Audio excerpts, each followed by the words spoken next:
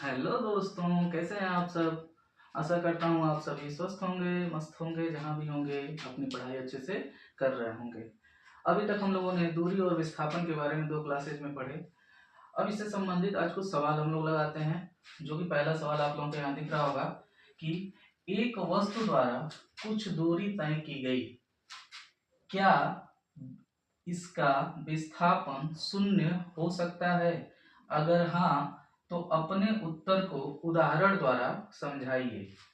तो जैसा कि मैंने कल भी बताया था आप लोगों को कि दूरी और विस्थापन बराबर भी हो सकते हैं, विस्थापन शून्य भी हो सकता है। विस्थापन कब शून्य हो सकता है? जब मैंने कल भी बताया था एक सवाल कि जब उसका प्रारंभिक बिंदु और अंतिम बिंदु एक हो तो उसका विस्थापन क्या होगा? शून्य होगा।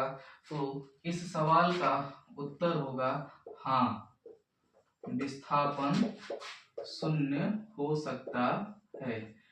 विस्थापन शून्य हो सकता है।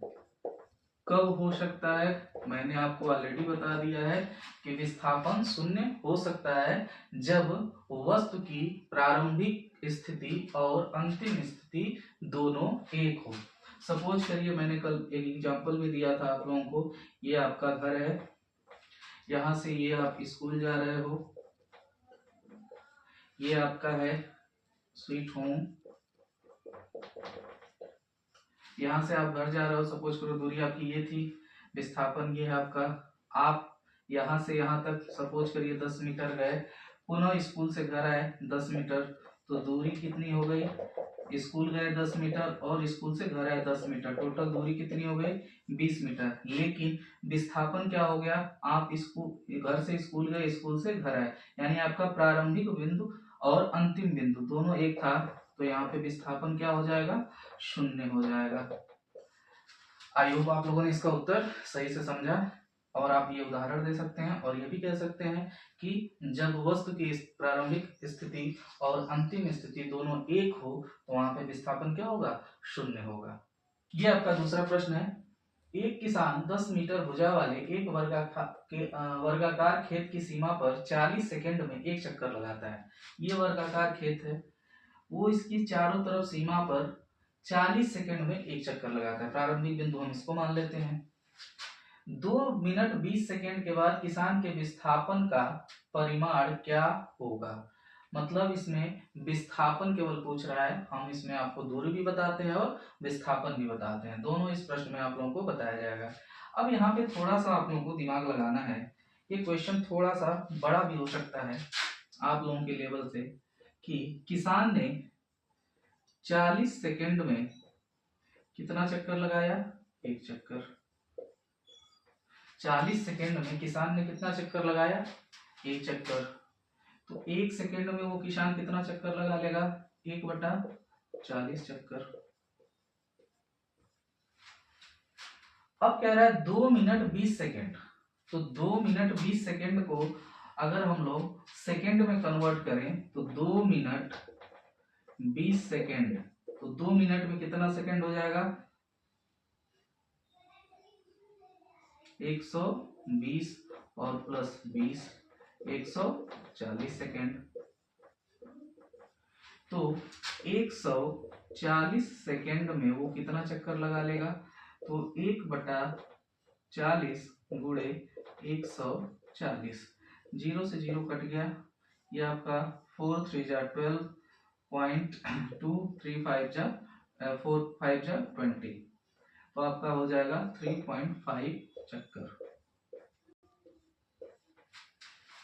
आई होप आप यहाँ तक समझ गए होंगे कि 40 सेकंड में किसान ने कितना चक्कर लगाया? एक। तो एक सेकंड में वो 1/40 चक्कर, तो 140 सेकंड में वो कितना चक्कर लगा लेगा? 3.5 चक्कर।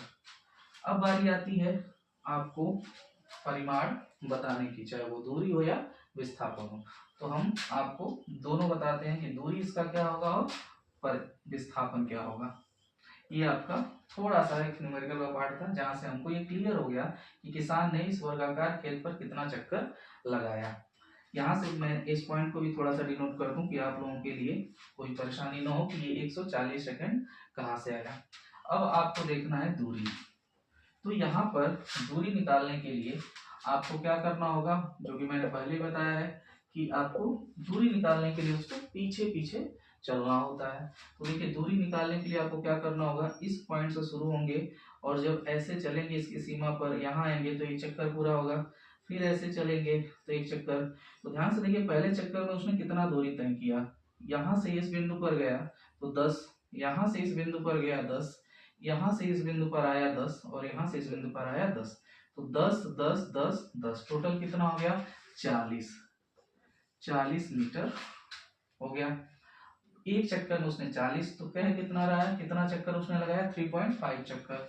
मतलब कि एक चक्कर और लगाया होगा, फिर एक चक्कर और लगाया होगा, 3 चक्कर, और 0.5 का मतलब आधा। तो आधा इस पॉइंट से इस पॉइंट तक, यहाँ गया होगा फिर इस पॉइंट तक। तो 10 और 10 20, तो टोटल हो गया 4 3 12 120, 140 मीटर। अर्थात उसने दूरी टोटल कितनी कवर की, 140 मीटर। लेकिन उसका विस्थापन कितना होगा, ये भी देखने वाली बात है कि विस्थापन, और विस्थापन क्या होता है, जैसा कि मैंने आप लोगों को बताया कि विस्थापन सबसे छोटा, सबसे अल्पतम पथ। तो आप यहाँ देख रहे होंगे कि लास्ट में जो 3.5 चक्कर लगा है, तो इस प्रारंभिक बिंदु से इस बिंदु तक यही लास्ट है इसका, यानी कि ये कौन सा बिंदु हो जाएगा, अंतिम बिंदु। और यहां तक पहुंचने के लिए सबसे छोटा रास्ता आपको ये दिख रहा होगा। तो यानी कि आपको इस बिंदु से इस बिंदु तक की दूरी, अगर इस बिंदु से इस बिंदु तक का आपको लंबाई पता चल जाए तो आप विस्थापन निकाल लेंगे। तो यहां से यहां तक आप जाने के लिए आपको देख रहे होंगे कि ये आपको एक समकोण त्रिभुज के रूप में दिख रहा होगा। और समकोण त्रिभुज के रूप में अगर दिख रहा है तो आप यहाँ पे कैसे निकाल सकते हैं, पाइथागोरस प्रमेय से। तो सब लोगों ने पाइथागोरस प्रमेय तो पढ़ा ही होगा। तो आप यहाँ निकाल लेंगे विस्थापन। तो विस्थापन निकालने के लिए आपको क्या करना होगा, पाइथागोरस का प्रमेय यूज करना होगा। तो पाइथागोरस प्रमेय ये कहता है कि कर्ण का स्क्वायर, सपोज करिए इस बिंदु को हमने ए बी सी और डी मान लिया, तो AC का square is equal to AD का स्क्वायर प्लस DC का स्क्वायर।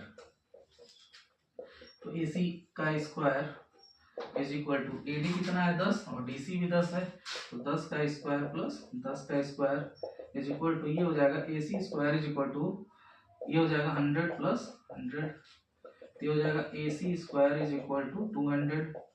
तो AC इज इक्वल टू हो जाएगा √200, यानी कि विस्थापन आपका कितना हो जाएगा, √200 मीटर। और इसको हम ऐसे भी लिख सकते हैं 10√2 मीटर।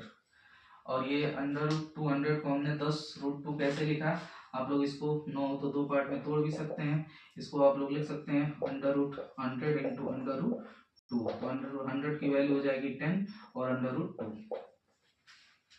तो विस्थापन आपका हो गया 10 कड़ी में 2 मीटर और दूरी हो गई 140 मीटर। ये आपका तीसरा क्वेश्चन है, विस्थापन के लिए निम्न में से कौन सा सही है। पहला क्वेश्चन है, यह शून्य नहीं हो सकता है। विस्थापन के लिए ये लाइन है, यह शून्य नहीं हो सकता है। तो विस्थापन तो मैंने आपको ऑलरेडी बता दिया है कि विस्थापन शून्य हो सकता है। तो ये पॉइंट तो क्या हो जाएगा, गलत हो जाएगा, क्योंकि विस्थापन शून्य हो सकता है।